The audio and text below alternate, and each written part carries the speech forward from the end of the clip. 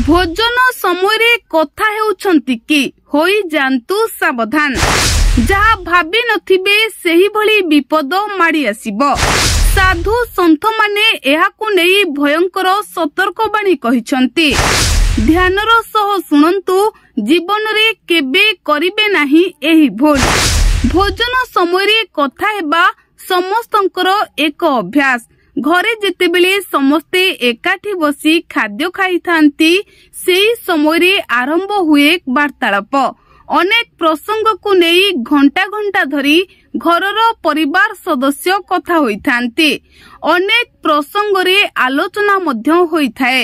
हेले आपण जानिले चमकी पड़िबे एही अभ्यास थिबा घर परिवार लोकंक सहित पछरे कोन घटी थाए। केही केबे जहा भाबी नथांती ताहा घटी जाई थाए। खाद्य खाइबा समय अन्य परिवार अन्य घर विषय आलोचना करिबा एक सांघातिक खराब कथा, आउ जहा द्वारा मनीष निज अजनात रे एक विराट भूल करिथाए।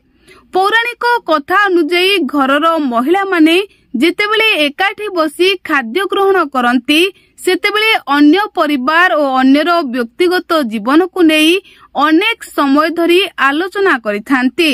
सेही भली पुरुष माने मध्य जेतेबेले कर्ममय जीवन रु फेरंती, परिवार सह खाद्य खाइबा समय कथा हेबाको पसंद करिथांती।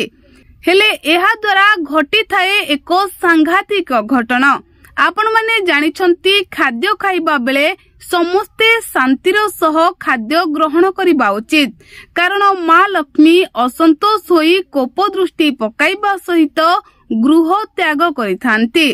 माँ लक्ष्मी आपनकु दिन रे 2 मुठा खाइबा को देउछंती, माने आपण एथिरु बुझी जानतु कि माँ लक्ष्मी आपनक उपरे कृपा दृष्टि पकाई आपनक घरे अछंती। नचेत आपण अनेक समय आपनक आख पाखरे देखिथिबे कि दिन रे 2 ओली 2 मुठा दाना पाइबा अनेकंक पाई काठीकर पाठ होई जाए। 2 मुठा खाद्य पाई लोके डहळ विकळ हेउथांती। हेले आपण सेही 2 मुठा दाना जेतेबेले शांति रे पाउछंती, सेही 2 मुठा दाना ग्रहण कला बेले शांत रुहंतो। खाद्य खाइबा बेले अति आवश्यक नहले कथाबार्ता करंतु नाही। कारण आज जे परिस्थिति आपण अन्य मानक पाखरे देखुछंती, गोटिए समय आसीबो आपण मध्य सेही परिस्थिति देई गति करिवे।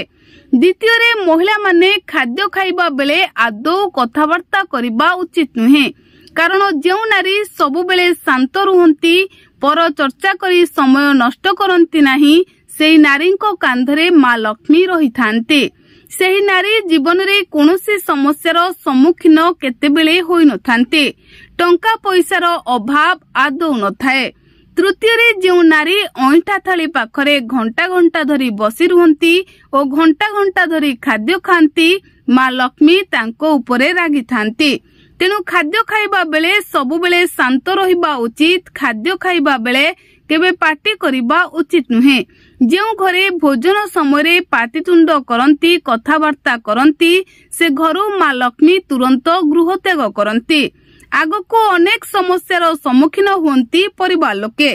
सेमानंकु जीवन रे खाद्य मिलिबा मध्य कष्टकर होई पड़े।